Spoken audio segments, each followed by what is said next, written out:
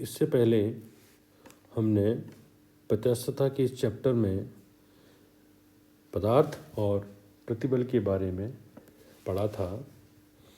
इसके आगे जो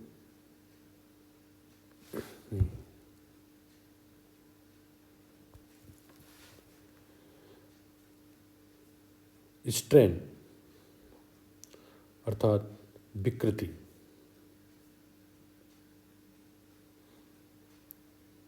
विकृति अर्थात आरोपित विकृतकारी बल के परिणाम स्वरूप वस्तु के आकार में परिवर्तन व उसके प्रारंभिक आकार के अनुपात को विकृति कहते हैं।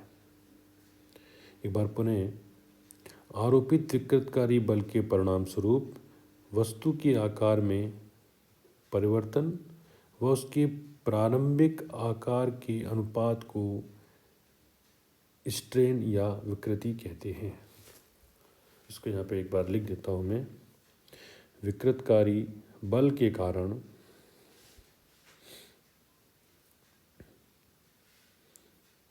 वस्तु के आकार में परिवर्तन व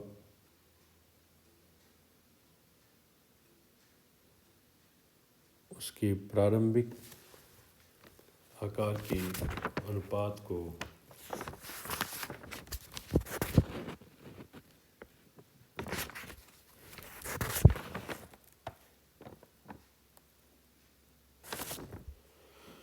विकृति कहते हैं। अब विकृति के भी कई प्रकार हैं। जैसे प्रतिबल के भी तीन प्रकार थे, ऐसे ही यहाँ विकृति के भी तीन प्रकार हैं। विकृति का पहला प्रकार लॉन्गिट्यूडनल और टेंसाइल स्ट्रेन, या इसे हम कहते हैं अनुदैर्ध्य या तनन विकृति।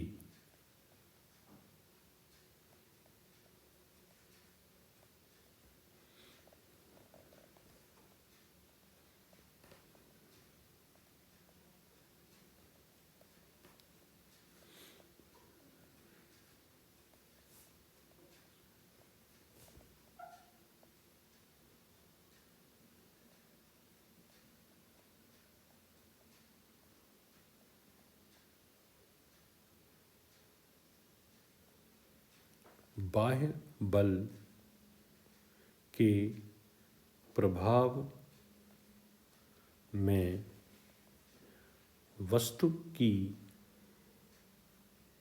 एकांक लंबाई में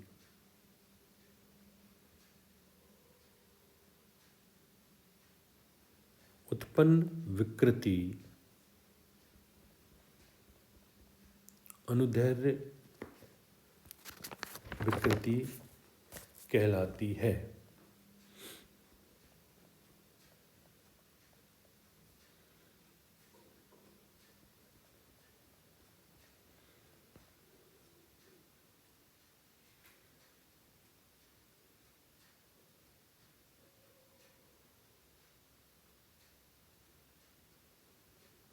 उदाहरण के रूप में यदि हम यहाँ इस अनुदैर्ध्य विकृति को उदाहरण से समझें तो यदि L लंबाई के तार में लंबाई की दिशा में यदि बल F आरोपित किया जाता है और जिसके फलस्वरूप उसकी लंबाई में परिवर्तन यदि डेल्टा L हो, तो अनुदैर्ध्य विकृति को हम इस तरह से परिभाषित करेंगे।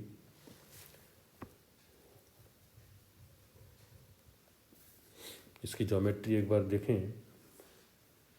ये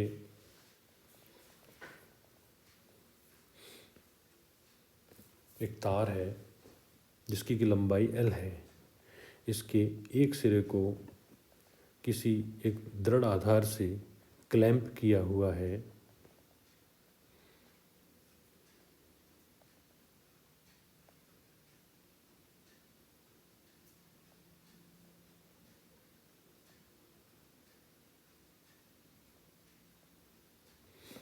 ये दृढ़ आधार है। इससे L लंबाई के तार को क्लैंप कर उसके खुले हुए हिस्से पर उसकी लंबाई की दिशा में एक बल F आरोपित किया जाता है, जिसके कारण इस तार की लंबाई में परिवर्तन या लंबाई में वृद्धि डेल्टा L नोट की जाती है। तो उस स्थिति में चूँकि तार में विकृति उसकी लंबाई की अनुदिश है, अतः ये अनुदैर्ध्य विकृति की कैटेगरी में आता है। तो इस प्रकार अनुदैर्ध्य विकृति,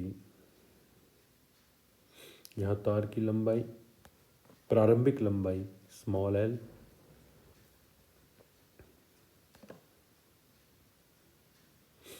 लंबाई की दिशा में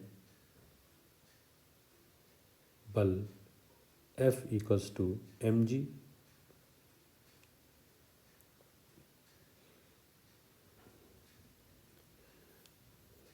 लंबाई में परिवर्तन डेल्टा L, अर्थात अनुदैर्ध्य विकृति equals to delta L divided by small l। अब यदि लंबाई में वृद्धि होती है तो ये इस प्रकार की विकृति तनन विकृति कहलाती है।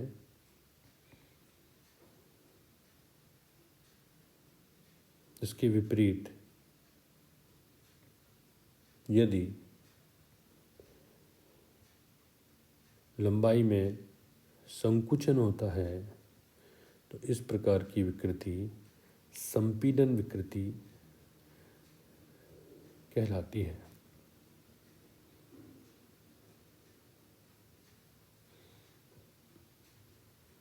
इसके अतिरिक्त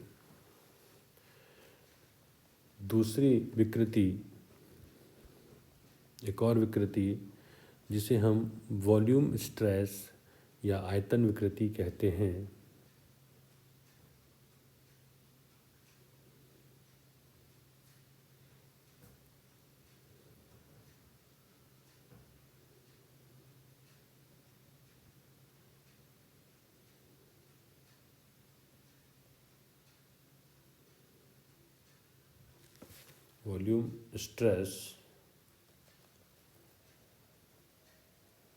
वॉल्यूम स्ट्रेन या आयतनीय या आयतन विकृति। बाह्य बल के प्रभाव में वस्तु के एकांक आयतन में उत्पन्न परिवर्तन वॉल्यूम स्ट्रेन कहलाता है। वस्तु के एकांक आयतन में उत्पन्न परिवर्तन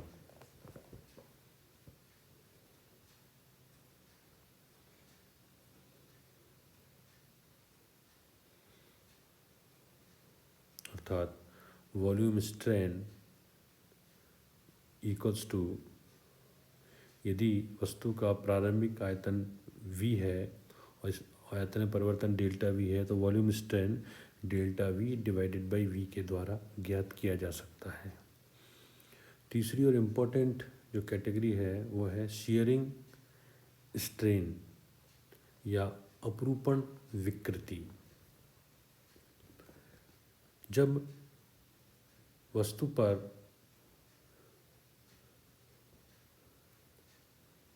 बाह्य बल आरोपित करने पर केवल उसकी आकृति में परिवर्तन हो और लंबाई व आयतन अपरिवर्तित रहें तो इस प्रकार की विकृति को अपरूपण विकृति कहते हैं। जैसे चित्र में यदि हम देखें, चित्र में एक घन है, जैसे अभी हमने अपरूपण स्ट्रेस की बात की, अपरूपण प्रतिबल की बात की, उसी तरह से यदि किसी घन की एक सतह को घन के एक फेज़ को फिक्स करके इसी दूसरी फेज़ पे अगर टेंजेंशियल स्ट्रेस आरोपित किया जाए, स्पर्शरेखी बल आरोपित किया जाए, तो उस स्थिति में वस्तु के अंदर अपरूपण उत्पन्न हो जाता है, विकृति उत्पन्न हो जाती है। तो इस प्रकार विकृति में उसकी वस्तु की आकृति में तो परिवर्तन हो रहा है, लेकिन उसकी लंबाई और आयतन उसका अपरिवर्तित रहता है। तो ऐसी विकृति शियरिंग स्ट्रेस या अपरूपण विकृति कहलाती है। यहाँ ये डॉटेड लाइन इसके विकृति के पश्चात इस घन के आकार को प्रदर्शित करता है।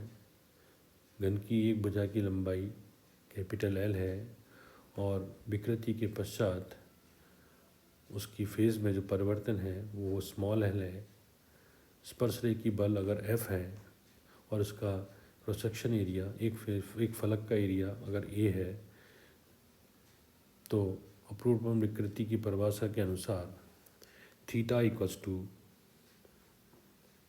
लंब बटे आधार, और लंब यहाँ पर स्मॉल एल है और आधार यहाँ पर कैपिटल एल है।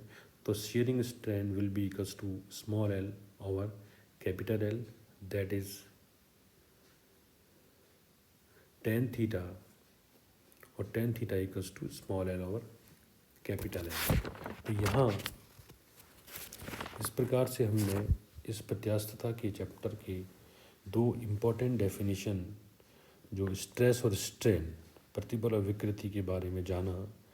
इसको अब यहाँ डिटेल में इस प्रत्यास्थता के चैप्टर को हम अगली क्लास में पढ़ेंगे।